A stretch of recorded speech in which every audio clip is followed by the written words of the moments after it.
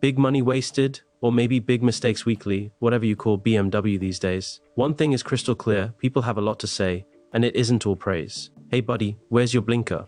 If you've heard that line, chances are there's a BMW in front of you.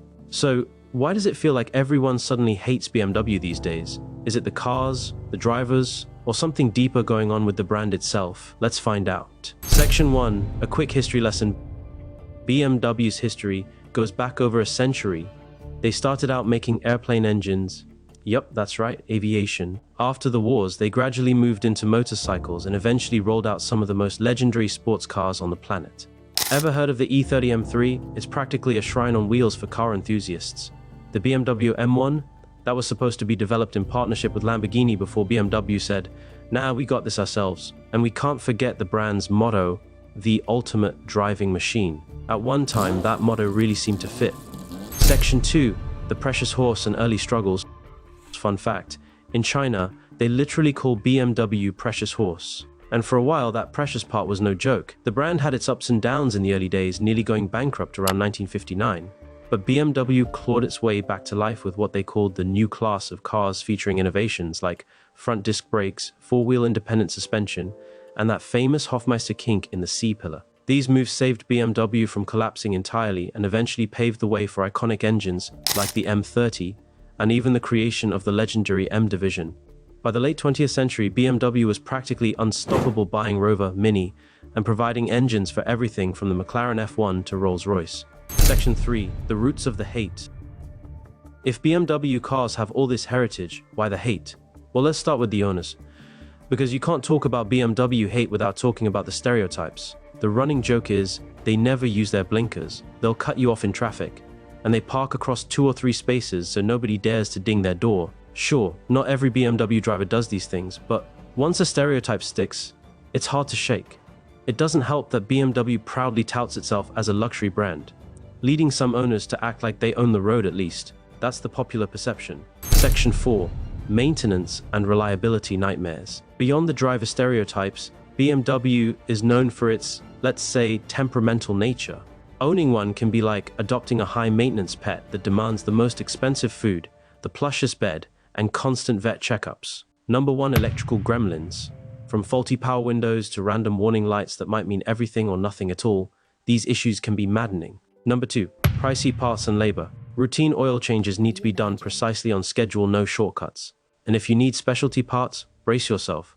Imported German engineering can cost an arm and a leg. Number 3, overall reliability. Sure, some BMWs run flawlessly for years, but the brand's reputation for expensive repairs lingers, discouraging new buyers and pushing away longtime fans who are tired of the headaches. Section 5. Has BMW lost its original spark? BMW built its legacy on providing a true driver's experience, precision steering, balanced chassis, and engines that sang on the open road.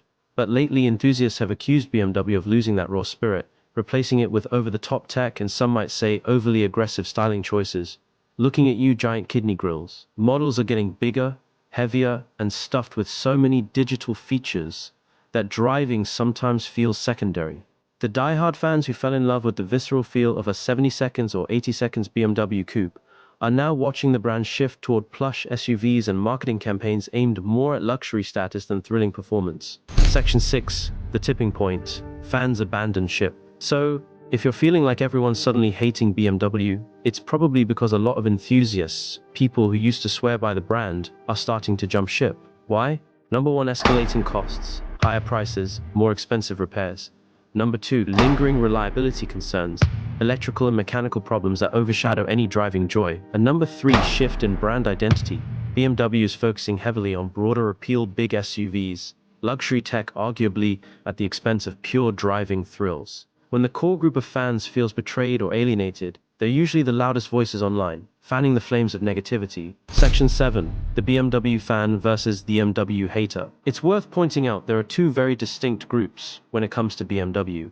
On one side, you've got the die-hard fans who defend the brand no matter what. To them, BMW is still the ultimate driving machine, and any criticism is just jealous noise from people who don't understand true performance. Then you have the haters.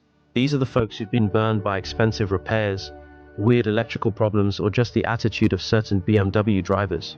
For them, BMW is more of a headache than it's worth. So, who's right? Well, like most things, the truth probably lies somewhere in the middle. It depends on whether you've experienced that BMW magic firsthand, or just had to foot a repair bill the size of a down payment on another car. Section 8.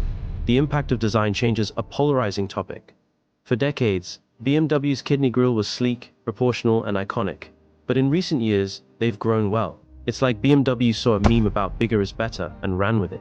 Some people say these oversized grilles are bold and aggressive, perfect for modern luxury. Others, they call it cartoonish and unnecessary, a desperate attempt to stand out in a crowded market. Love it or hate it, these design choices have made BMW the subject of endless memes and online debates. But the question is, are they alienating their loyal base to appeal to new markets? Section 9. The BMW SUV takeover. Let's talk about SUVs. BMW made its name on sporty sedans and coupes, but today, SUVs dominate their lineup. Models like the X, and even the futuristic 9 are flying off dealer lots faster than the classic series. Why? Because SUVs are where the money is. BMW knows the market demands family-friendly, high-riding luxury vehicles, and they've leaned into it hard. The problem? Purists argue that these SUVs dilute the brand's core identity. BMW's slogan was never the ultimate grocery machine. But hey, if these SUVs are keeping the lights on for the brand, maybe they're a necessary evil. Section 10, the EV shift, BMW falling behind. In today's car market, if you're not moving toward electric vehicles, EVs, you're falling behind. BMW has dipped its toes into the EV game with models like the i4 and iX, but compared to brands like Tesla, or even Mercedes EQ series, they're still playing catch up. The issue isn't that BMW's EVs are bad, it's that they don't feel revolutionary. Enthusiasts say BMW is trying to shoehorn electric powertrains into a traditional design language, rather than embracing innovation. Meanwhile, Tesla is out here reinventing what it means to own a car. So, the question is, can BMW adapt fast enough to compete in a world where EVs are becoming the norm? Section 11, conclusion. So, does BMW deserve all this sudden hate? It depends on who you ask. If you're an enthusiast craving raw driving emotion, you might feel betrayed by bloated design changes, hefty price tags, and electrical nightmares. If you're in it just for the status symbol, maybe none of this matters. But the fact remains, BMW is losing fans faster than ever.